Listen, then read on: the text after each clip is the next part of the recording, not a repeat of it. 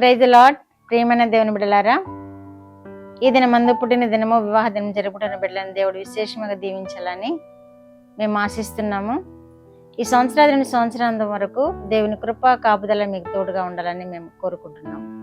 అట్టి ఆశీర్వాదాలతో మీరు నింపబడుదురుగాక. దేవుడి దినమందు మనకిచ్చిన వాక్యము కీర్తనల గ్రంథము 89వ కీర్తన 24వ వచనం 28వ వచనం కూడా చదువుకున్నాం.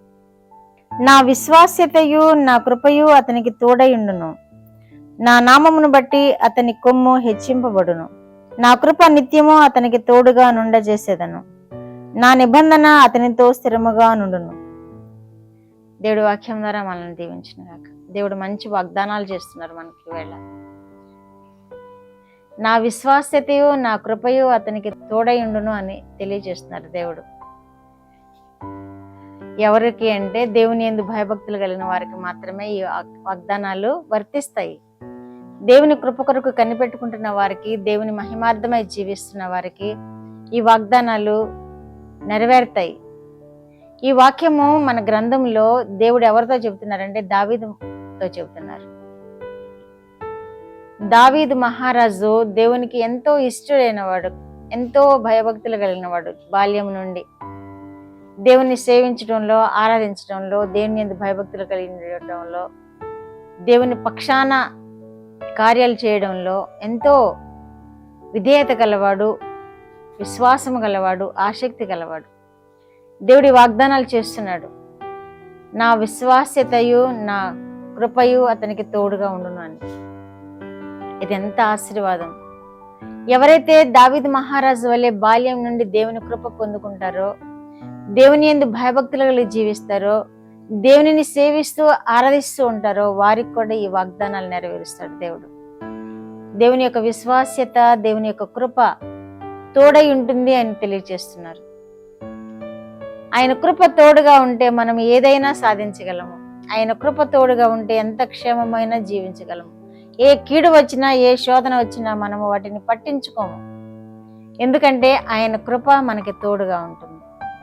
ఈ లోకంలో ఆయన కృప కంటే మనకి అత్యధికమైన ఆశీర్వాదం మరి ఏమీ లేదు. ఆయన కృపయే మనల్ని వర్ధలు చేస్తుంది, ఆయన కృపయే మనల్ని కాపాడుతుంది, ఆయన కృపయే మనల్ని హెచ్చిస్తుంది. అందుకనే ఆయన కృప పొందుకోవడం ఎంతో అవసరం. దావీదు మహారాజు అట్టి కృపను పొందుకున్నాడు కనుకనే మహారాజు అయ్యాడు, శ్రేష్టమైన పరిపాలన చేశాడు, శ్రేష్టమైన విజయాలు పొందాడు. అతని సంతానము స్థిరముగా ఉంటుందని కూడా దేవుడు ఆశీర్వదించాడు. నా కృప నిత్యము అతనికి తోడుగా ఉండును అని కూడా తెలియజేస్తున్నారు. చేసేదను, నా నిబంధన అతనితో స్థిరపరచుదును, స్థిరముగా ఉండును అని కూడా తెలియజేస్తున్నారు. ఈ నిబంధన, ఇదే వాక్యం ద్వారా ఆయన నిబంధన చేస్తున్నారు దేవుడు దావీదుతోటి. నా నిబంధన స్థిరముగా ఉండును అంటున్నారు. నా కృప తోడుగా చేసేదను అంటున్నారు. మనము కూడా అంతే కృప పొందుకుంటాం. మనము కూడా ఆయన కృప నిత్యము పొందుకునే వారముగా జీవించగలుగుతాం. ఎప్పుడు అంటే ఆయన యందు ఆసక్తి కలిగి, ఆయన యందు భయభక్తులు కలిగి, ఆయన కొరకు మన జీవితాలను సమర్పించుకున్నప్పుడు ఈ దావీదు మహారాజుకి ఇచ్చినటువంటి వాగ్దానాలు మనకు కూడా అనుగ్రహిస్తారు, మన పట్ల కూడా నెరవేరుస్తారు. అప్పుడు భూమి మీద ఏది ఉన్నా, ఏది లేకపోయినా, యుద్ధాలు జరుగుతున్నా, యుద్ధాలు జరగకపోయినా, కరువు వచ్చినా, కాటకలు వచ్చినా, ఏది వచ్చినా మనల్ని చెలించేది ఎవరు ఉండరు, ఏది ఉండదు. ఆయన కృప మనకి సమృద్ధిగా ఉంటుంది. కరువులో మనకి సమృద్ధి ఉంటుంది, యుద్ధ భయాల్లో మనకి కాపుదలగా ఉంటుంది, క్షేమంగా ఉండగలుగుతాము. కనుక యేసు ప్రభు వారిని మనం హత్తుకొని జీవించినప్పుడు ఆయన విశ్వాస్యత మనకు అనుగ్రహిస్తారు, ఆయన కృప మనకి తోడుగా ఉంచుతారు, ఆయన నిబంధన మనకి ఎల్లవేళలా నెరవేర్చే దేవుడుగా ఉంటాడు.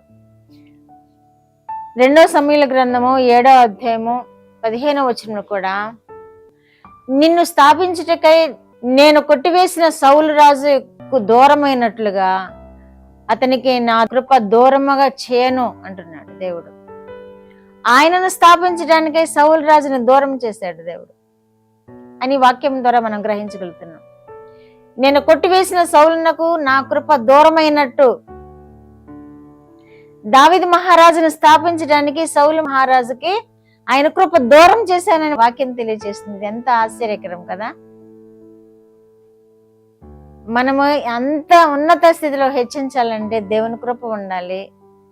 ఆయనకు విరోధముగా జీవిస్తే సౌలు రాజుని ఏ విధంగా త్రోసివేశాడో అలాగే త్రోసివేయబడతారు కూడా. ఆయన కృప ఉంటే ఎక్కడో గొర్రెలను కాచుకునే వాడిని తీసుకొచ్చి సింహాసనం అధిష్ఠింపజేస్తారు. ఆయన కృప తోడుగా ఉండకపోతే త్రోసివేస్తే రాజరికంలో ఉన్న సౌలు మహారాజును కూడా త్రోసివేశారు దేవుడు.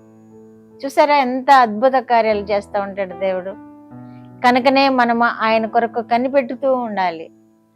మనం ఈ లోకంలో దేన్నో ఆధారం చేసుకుంటాం. ఎవరో ఒకరిని ఆధారం చేసుకుని జీవిస్తారు ఈ లోకంలో ప్రతి వారు కూడా. కానీ ప్రథమంగా మనం దేవుని ఆధారం చేసుకోవాలి. ప్రథమంగా మనం దేవుని కృప కొరకు కనిపెట్టుకోవాలి. ప్రథమంగా మన జీవితాలు దేవునికి సమర్పించుకుని జీవించాలి. అప్పుడు దావీదు మహారాజుకి ఇచ్చిన వాగ్దానాలన్నీ మనకు కూడా నెరవేర్చారు. మనం కూడా ఆయన కృప మనకు తోడుగా ఉండాలని ప్రార్థన చేద్దాము. ఆయన విశ్వాస్యత మన ఎడదగక నిలిచి ఉండినప్పుడు మనము ఈ లోకములో దేనినైనాను సాధించగలుగుతాము, దేనినైనాను జయించగలుగుతాము. ఏ శోధనైనా మనము జయించగలుగుతాము దేవుడు మన పక్షాన ఉంటే. ప్రార్థన. మా దేవ, మా ప్రియ పరలోక ప్రభువా, మీ పరిశుద్ధ పాదములకు వందనాలు, స్తోత్రాలు. మా రక్షకుడు యేసయ్య స్తోత్రములు, పరిశుద్ధాత్మ దేవ స్తోత్రములు. ఇచ్చిన వాక్యం కొరకు స్తోత్రములు ప్రభువా. వినిచిన బిడ్డలందరినీ నాయన మీ కృపతో ఆశీర్వదించండి. మీ యొక్క ఆశీర్వాదములకు పాత్రులుగా చేయండి. మిమ్మల్ని వెంబడించే వారినిగా చేయండి. మీలో ఫలించే వారినిగా చేయండి.